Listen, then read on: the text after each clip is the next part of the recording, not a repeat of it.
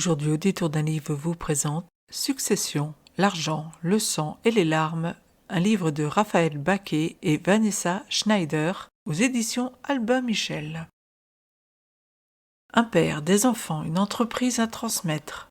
Balzac en a fait le terreau de nombreux romans, les Américains des séries à succès, mais la réalité dépasse la fiction. Cette enquête riche en révélations plonge dans les coulisses et les secrets de famille du capitalisme français. Méconnues jusqu'à présent, les histoires de succession des Pinault, Decaux, Hermès, Muliez, Peugeot, Gallimard ou Bettencourt racontent les privilèges, les haines et les trahisons qui empoisonnent les liens du sang. Sujet tabou, dossier explosif, histoire universelle. Quelles sont les grandes fortunes de France? Comment vivent ces riches et comment transmettent-ils leur patrimoine? Comment s'est faite leur fortune? On imagine quand on est en bas de l'échelle que vivre avec une cuillère en argent vous donne nombre de privilèges et qu'il est facile de se faire une place dans l'entreprise de papa ou de maman sans avoir à lever le petit doigt. Être fils ou fille d'eux, bref, c'est super. Alors ne nous y trompons pas, avoir un nom ouvre les portes, ça c'est certain. Mais parfois, il semble que cela soit aussi un poids, notamment à l'intérieur même de la famille. Car effectivement, qui choisir quand on est le fondateur d'une entreprise qui figure au 440? Est-ce qu'on choisit l'aîné ou le meilleur des enfants? Et pourquoi ne pas lancer une compétition en interne? Finalement, ne prendrait-on pas quelqu'un d'extérieur pour pérenniser l'empire? Et qu'en est-il des rapprochements de patrimoine? Pourquoi certaines familles sont-elles sur le devant de la scène quand d'autres aiment à cultiver le secret tout en étendant leur toile?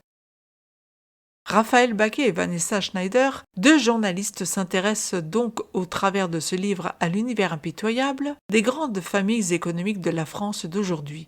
Les Pinault, Decaux, Hermès, Muliez, Peugeot, Gallimard et Bettencourt. Dans un premier temps, elle nous narre l'histoire de ces familles de l'origine à aujourd'hui, puis s'intéresse au passage. À qui donc donner le flambeau? Chez certains, le père prépare très tôt sa progéniture, soit en la plongeant très jeune dans l'entreprise, soit en la poussant aux études, soit en la testant parmi plusieurs autres afin de déterminer qui remportera le Saint Graal. Certains des enfants ou des frères et sœurs se disputent et la dissension s'opère. D'autres se soudent pour pérenniser l'empire, quand d'autres encore préfèrent nommer un capitaine d'industrie issu des grandes écoles ou du 440. Mais il y en a certains comme Jérôme Sédou qui décide lui de vendre ses parts à d'autres pour priver ses enfants de ce qu'il a construit, demeurant à jamais le seul et l'unique. Chez Gallimard, les frères deviennent ennemis. Chez les Muliez, tout le monde est sur le navire avec un interdit, celui de vendre ses parts à d'autres que la famille afin de garder l'empire en interne et d'empêcher sa captation. À travers la lecture donc de ce Succession, les deux autrices parviennent à nous faire entrer dans ces différentes familles où, comme le dit le sous-titre, l'argent, le sang et les larmes fusent. Tout est en effet loin d'être rose au sommet de ces empires et il est dur quand on est l'un des enfants de trouver sa place. C'est ainsi que l'on voit certains préférer gagner leur vie autrement et toucher les dividendes.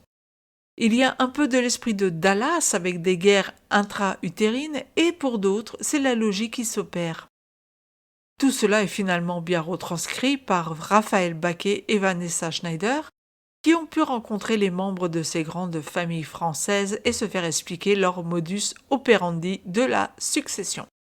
Ce qui est fondamentalement intéressant dans cet ouvrage, c'est sans conteste la description des rapports humains qui se jouent dans les familles de ces capitaines d'industrie. Sur un sujet qui aurait pu être pompeux, Baquet et Schneider parviennent à nous entraîner au cœur de ces sagas familiales et à découvrir parfois un envers que l'on ne soupçonnait pas. Succéder n'est pas toujours une partie de plaisir, et les matchs de boxe, les rancœurs, les haines, les tromperies, mais aussi les amours, les amitiés sont au cœur de ces familles.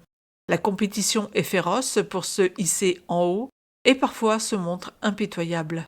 Mais après tout, avec de telles fortunes et de tels enjeux, Comment pourrait-il en être autrement? Le meilleur l'emporte et écarte les autres sur son passage. C'est le combat des loups contre les agneaux. Bref, voici une lecture agréable avec des histoires, certaines plus prenantes que d'autres, et une vision différente que celle que l'on peut imaginer de ce milieu. Même si je dois le dire, pour certaines familles, les autrices auraient pu approfondir le sujet, le format de 240 pages est suffisant pour garder captif le lecteur. 100 pages de plus, cela aurait été trop. Bref, un bon livre qui permet de découvrir avec intérêt l'envers du décor de certaines grandes familles du 440. Un livre auquel j'ai mis la note de 3,5 sur 5. Si vous avez aimé cette chronique, n'oubliez pas de mettre un pouce vers le haut, de vous abonner à la chaîne si ça n'est déjà fait, de laisser un commentaire pour me dire ce que vous-même avez pensé du livre si vous l'avez lu ou si vous avez l'intention de le lire. Et moi je vous dis à très bientôt pour une nouvelle lecture sur audétourdunlivre.com.